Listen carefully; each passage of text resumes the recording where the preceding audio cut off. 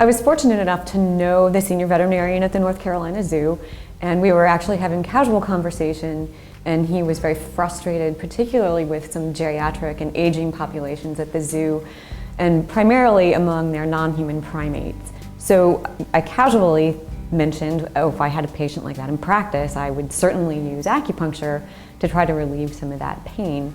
And a couple of weeks later, he called me back, and he had run that by the directors at the zoo, and they were on board with it.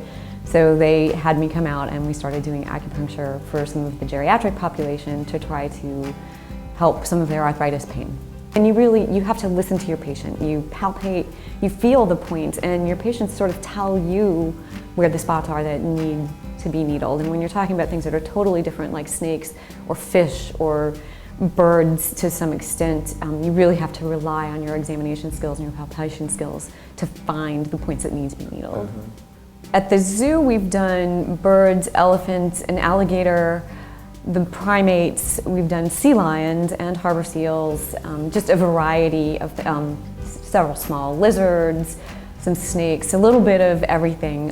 It started out as going in to see the primates, and I would be there, and some of the curators who were very open to having alternative medicine in their collections would say, hey, we've got this one, do you think you can help this? And so it sort of snowballed from there. I got to work with a lot of very interesting species. We worked with a bettler eagle that had foot problems and had been off exhibit for years, and he'd had several surgeries, and this is a wild bird, a huge raptor, and he was being netted and caught every day to have this foot treated, and just, I mean, this was miserable condition for this bird. After, I think it took 12 weeks, we completely healed his foot lesion, and he went back on exhibit for the first time in 3 years. Wow. That was, I mean, it almost brings me to tears the first time I went to the zoo and saw him back in his exhibit acting like a raptor for the first time in so long. I just love the elephant. There's just something about working with them that's sort of a privilege to even be there. But they commonly get sores over the temporal area on their face. And their skin is so thick and the blood supply is so poor to the skin that once they get these ulcers, they get infected, and it just takes a tremendous amount of time for it to heal.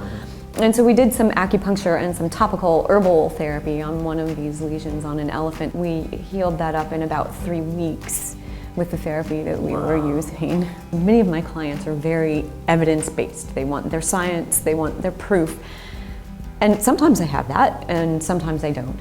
But even if I have a client who's declined acupuncture, they don't want to do herbs, I'm still doing Chinese medicine. They just don't always know it. Try it. Try it.